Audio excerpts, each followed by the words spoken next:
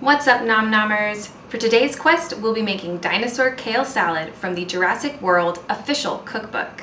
Now, I'll be making a couple of modifications to this salad to suit my preferences, but I think you'll like them too. Let's dig in.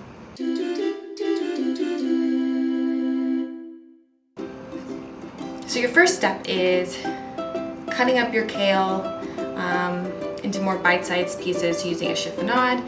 This is actually dinosaur kale. I prefer the curly kale over this. I find this to be a little bit bitter, but since this is a dinosaur kale salad, it makes sense that we actually use dinosaur kale. So I'm just gonna go and keep chopping. All right, so next we're just gonna add a little drizzle of olive oil to the salad, and then we're gonna add a little smidgen of salt, and we're gonna toss it all good with our hands. Get it all mixed up in there. All right, that's looking good. So we're just gonna set that over to the side. And now we get to start on our vinaigrette. We are going to start by adding 6 tablespoons of olive oil.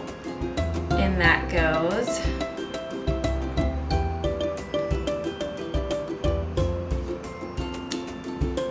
then about I think that's a 4th tablespoon of salt, a 4th tablespoon of apple cider vinegar,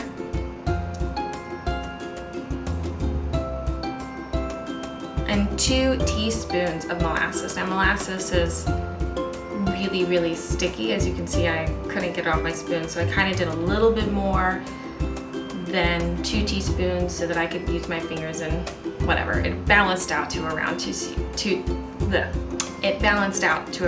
teaspoons. And last but not least, we'll do just a little squeeze of lime juice. And then we mix that up real good. Thomas Keller says when you're making a vinaigrette, you should be doing a whisk in like a, what is this? A pattern 8 figure. So do it in an 8. And that's how you properly whisk something. So that's what I was trying with this one. All right, so the vinaigrette is done. Do a little wipey, clean up my mess. And then we just drizzle that, looks like right all over the kale salad. Then up next is the topping. So this is where I really did deviate from what is in the cookbook. So the cookbook calls for pistachios. I'm not super fond of pistachios in my salad. They're also a really expensive nut. So I just use sliced almonds. You can get them pre-sliced, which is really easy, and they're cheaper, and I think they taste better. So just really put in however much you think. I think the recipe calls for like a half cup, but I just sort of did it until I thought there was enough almonds in there. And then the next thing you're gonna do is add the dried cranberries. Again, the recipe calls for pomegranate seeds. I don't like pomegranate seeds. It's also the summer, so pomegranates aren't really in season. So I went with dried cranberries. Dried cranberries are always in season, and they're delicious. And you'll still get that same sort of tart flavor that I think you're looking for with this component in the dish. And then the last ingredient is shaved Parmesan. So again, I just sort of threw in what I thought looked right. There's actual measurements in the recipe book, but honestly, put as much or as little as you like. Kale's a little bitter to me, so I wanted a lot. So you just mix to combine everything, and then that's it. Your salad is ready to serve. All right, so I'm going to go ahead and give my salad that we just made a try.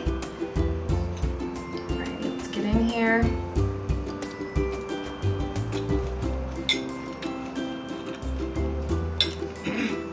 So,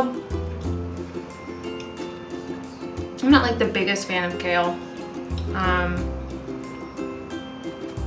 think it's really bitter, but the dried cranberries and the cheese really help to, I think, tamper that down. The vinaigrette is okay. I think it'd be better with maple syrup instead of molasses, but that's because I kind of like sweet vinaigrettes. That's just a personal take. Yeah, but anyways, this is, I mean, it's a kale salad, right? It's gonna be as good as any kale salad's going to be, which is 50-50 on the good for me.